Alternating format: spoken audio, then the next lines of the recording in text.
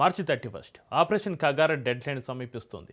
అడవుల్లో దశాబ్దాలుగా గన్నుపట్టిన మావోయిస్టు అగ్రనేతలు ఒక్కొక్కరిగా లొంగిపోతున్నారు.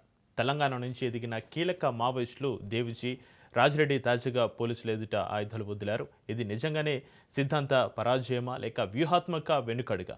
అధికార వర్గాలు చెబుతున్నాయి ఆపరేషన్ కగార కఠిన చర్యల ఫలితం ఇదని. కానీ ప్రశ్నలు ఇక్కడితోటి ఆగడం లేదు.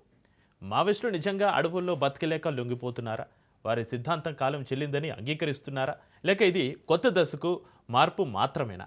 ఇన్నాళ్ళు గన్ పాలిటిక్స్ నడిపిన వారు ఇప్పుడు సిస్టంలోకి వచ్చి కొత్త రాజకీయ అవతారం ఎత్తే ప్రయత్నమా?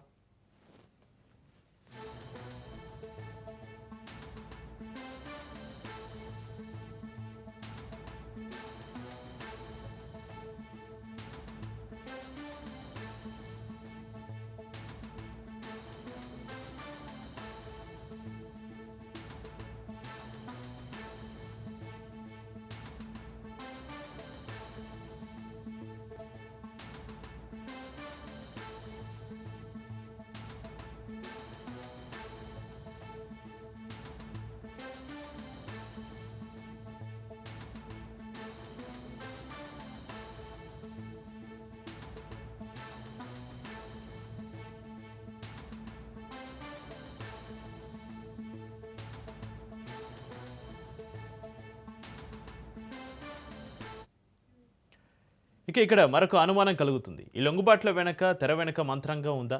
నాయకులు, మావోయిస్టులు, మధ్యవర్తుల మధ్య ఏమైనా లోపాయకారి ఒప్పందాలు ఉన్నాయా? ప్రభుత్వం బలహీనం అవుతుందని చూపించేందుకు మావోయిస్టులే వ్యూహాత్మకంగా లొంగుతున్నారా? ఇంకా పెద్ద ప్రశ్న, అడవుల్లో విప్లవం అనే సిద్ధాంతం ఇప్పుడు అర్బన్ నక్సలిజంగా మారుతుందా? అంటే గను వదిలి కలం పట్టే ప్రయత్నమా, లేదా ప్రజ జీవితంలో పలుకుబడి పెంచుకుని రాజకీయంగా కొత్త ప్లాట్ఫామ్ సృష్టించే ప్రయత్నం జరుగుతుందా? లొంగుబాటు అనేది పరాజయమా లేక వ్యూహాత్మక పునర్వ్యవస్థీకరణనా? మావోయిస్టు అగ్రనేతల లొంగుబాట్ల వెనుక నిజం ఏమిటి? సిద్ధాంతం చనిపోయిందా లేక రూపం మార్చుకుంటోందా? ఆపరేషన్ కగార్ నిజంగా విజయమా లేక ఇది ఇంకా పెద్ద మార్పుకు నాంది మాత్రమేనా?